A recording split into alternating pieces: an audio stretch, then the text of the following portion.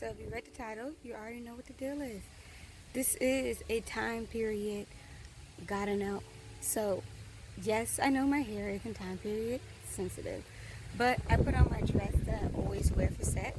Here are some pictures of me on set and in holding of just different pictures, and I'm gonna just let pictures slide through while I talk. That way, y'all have some entertainment of what it is on set. Honestly, when you do a time period piece, it is the longest process, depending on the time, because they have to do a bunch of updos for a lot of people, and even when some people bring and do their own hair, it may not be just right. It may look like the main actors. Pretty much anything could be in it, and then not to mention they may not like your makeup, because nowadays we do our makeup differently than they do back in the old days. So they just don't want that makeup.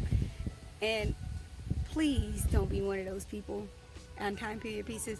They get mad when you look time period sensitive and go in the bathroom and change it. Because yes, I know you want to look good on camera and stuff, but you are doing a job and you just insulted somebody's work. Because I've had moments where, actually, this is the hairstyle I was in and stuff, where like that person's boss walked past me and said, "Who did your hair?" Because it looked that good. Because yes, you want to look good, but you're also being the representation for that hairstylist and that makeup artist and the hard work that they did to do your stuff. And a lot of time period pieces take a good minute. Like the extras and stuff are there a good bit earlier than the rest of the group, just because they got to get through this. Now, I love working time period pieces. This is my time period dress. This is what I bring every time they say they need a time period piece, because they like this pattern on me. This dress was a mistake. It was a complete mistake. I ordered it thinking, yes, I knew it was like this pattern, but I thought it was built a little different. So, yeah, when it came in the mail, yes, it wasn't what I thought it was, but it wasn't that expensive, and I actually fell in love with the dress. I don't wear it much out anymore. Today I decided to wear it out just because I felt like dressing up for some reason. But like just the style of it just fits, and because I look younger, it's more like a younger pattern and I like it. Because a lot of times you will see a lot of solid colors, because they go to the thrift store and find clothing just as much as any normal person. So if you think that you need to go to a regular store or trying to find a boutique or an old boutique just to find you some clothes for set, that is a misconception that you do not need to have. The thrift store will be your best friend, because you never know what kind of day you're going to have. You never know what kind of set you're going to be on. So a good place to shop, yes, you may not like it, but it's the thrift store. Because you can get 5, 6, 7 pieces of clothing for $10, and you're just using it for camera. Nobody's gonna notice that you got it from the thrift store, because guess what? The thrift store clothes came from a regular store. It's just somebody else put it there.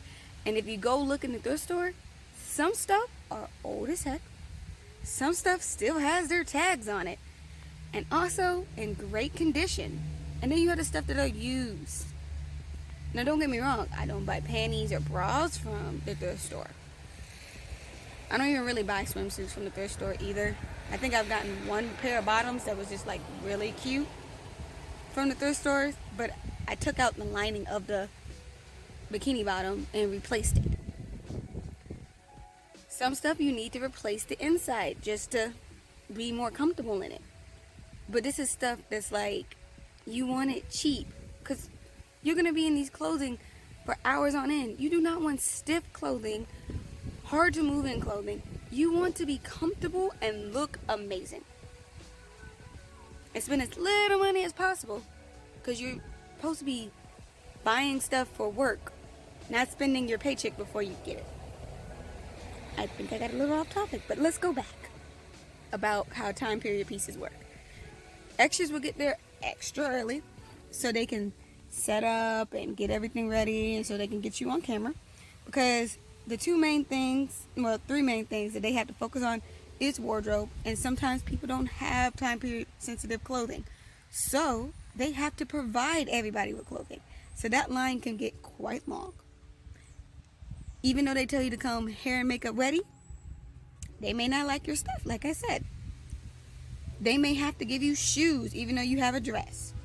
They may have to give you tights because a lot of time periods back in the day, they all wore tights. Some type of tights. If it's shiny tights, if it's translucent, if it's kind of like your skin tone, if it's like a nude. All of them have different tights. So they're going to give you tights. Yes, you may not like them, but it's your job to put them on. Maybe you don't like it because somebody else wore it. That's not how sets work either. A lot of times, after you get done and they get their wardrobe back, unless you're coming back for another day or so, a lot of times they don't ask for your tights back. Because that's unsanitary and that's in your hoo-hoos and everything. So your tights are your tights and you got them. They just got them in a giant bulk. If you don't feel comfortable, bring your pair of tights and just put their tights over it. Just a pair of neutral, thin tights. That way, it covers you.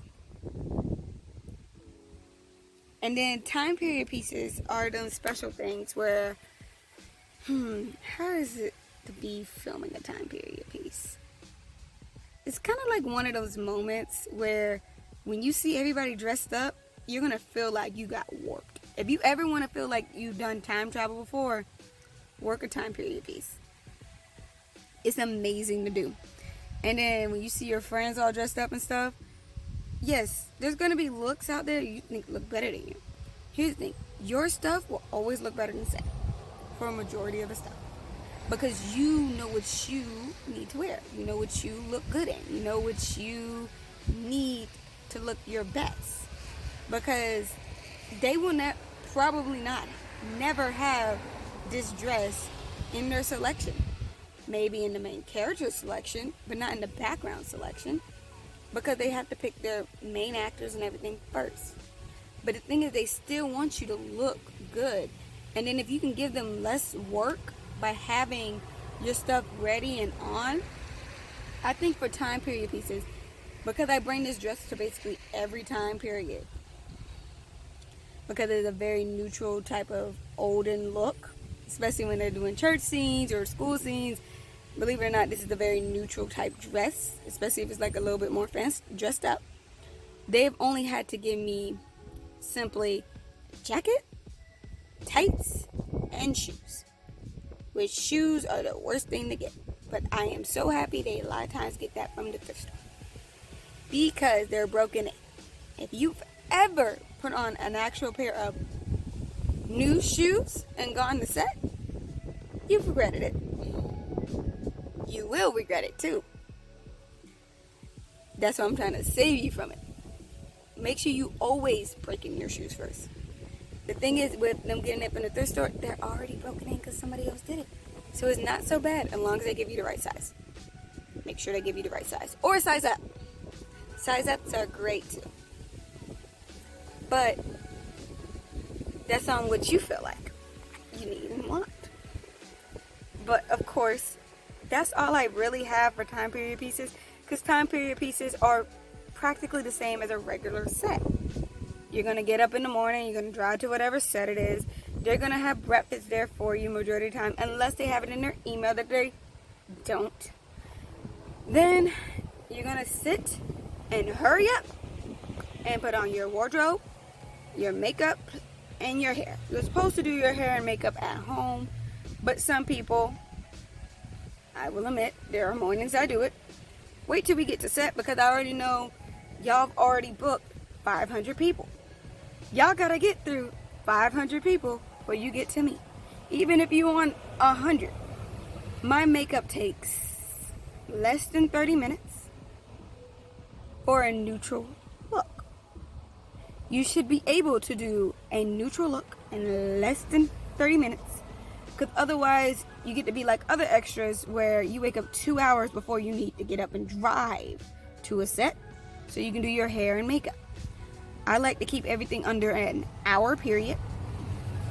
So really, I'm only getting up to do my hair before I get out the door, or I'm putting it in rollers before I gotta get out the door. And then I'm simply just going to set, so that way I'm fully awake to do my makeup properly, so it doesn't look a mess or anything in the bathroom, or carrying a mirror with me. I've done makeup in under 5 minutes because it's a good thing to have and to be able to do it fantastically and make it amazing. But just as great is to be able to do it quickly, because also you never know when you're going to be on call when you're doing work on set. So you have to do touch-ups too. So you need to be able to do fastly too. Yes, fastly. Because they want you to be already ready as soon as they call your name. Well, that's my little tea on time period pieces. I hope you enjoy the photos that I've had with it of me. I mostly showed me because I just didn't have a lot of pictures of my friends.